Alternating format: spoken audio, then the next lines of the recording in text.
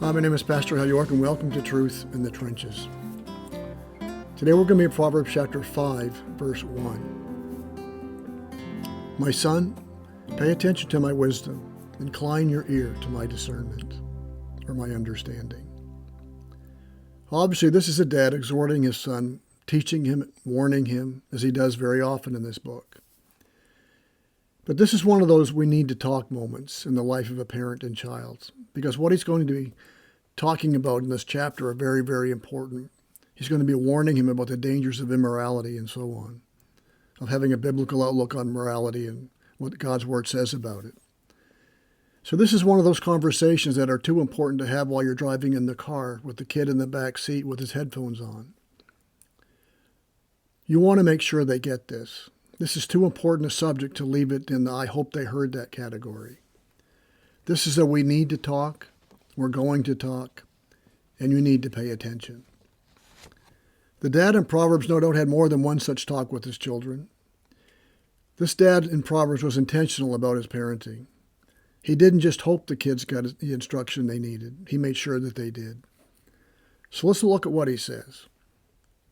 Pay attention. He says it often in Proverbs. And I'm sure if you're a parent, you know why. How many times have we had to say and remind our kids to pay attention? In Proverbs 7:24, therefore, my son, listen to me. Pay attention to the words of my mouth. 4:1, give attention so that you may gain understanding. 4:20, pay attention to my words. The dad says, pay attention. What? To my wisdom. He doesn't say make sure you pay attention to your Sunday school teachers, even though I'm sure he would want them to do that. He doesn't say make sure you pay attention to your youth leader or your pastor. I'm sure he would want them to do that as well. But this dad is not relying on others to train up his children in the way that they should go. He doesn't send them to Christian school, Sunday school, or youth group, so he won't have to have these kinds of conversations with his children. Christian schools and Sunday school and youth group are all good if available and affordable. They can have a very positive impact in your child's life. But the reality is the number one influencer in a child's life is his parents.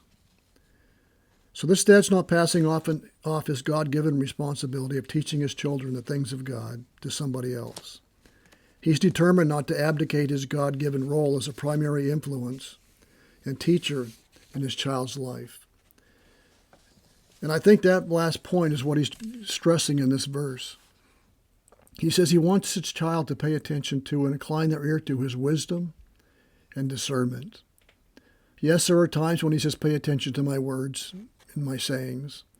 But here in this verse, he wants them to pay attention to his wisdom. And I think that would imply words, but wisdom and discernment come into play in how we live our lives and the choices we make in our lives. Statistics show that 75% of what a child learns at home, they learn by observation or by example. This dad is telling his child, I want you to watch how I live. Pay attention to my wisdom in my lifestyle and how I choose to make the decisions that I make and make the choices that I live. I want you to pay attention to that. Not just do as I say. I want you to pay attention to how I live my life,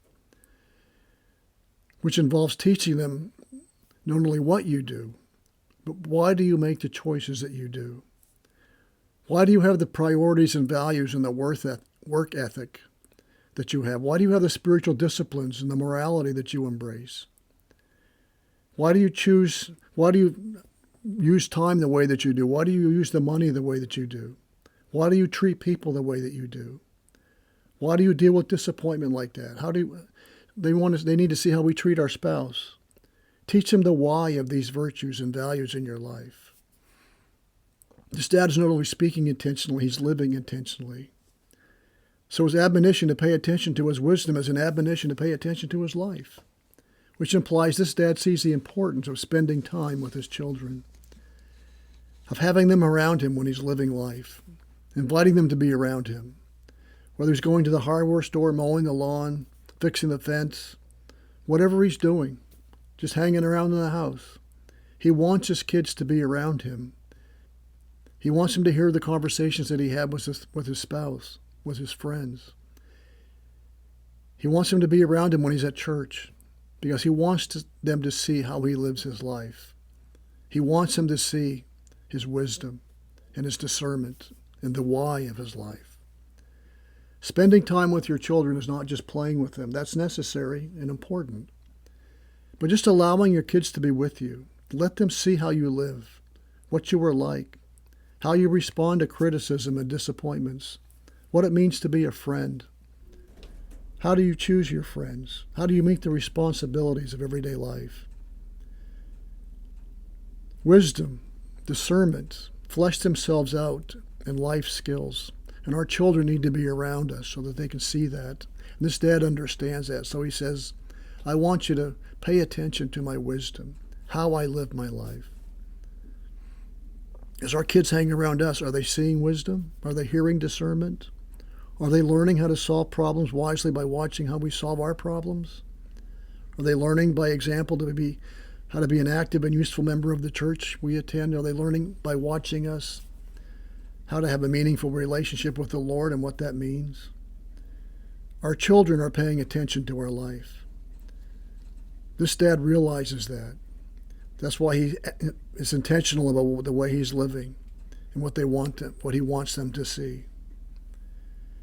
Have we farmed out our responsibility to teach our children to somebody else, farming it out for somebody else to be an example in their life? I hope not.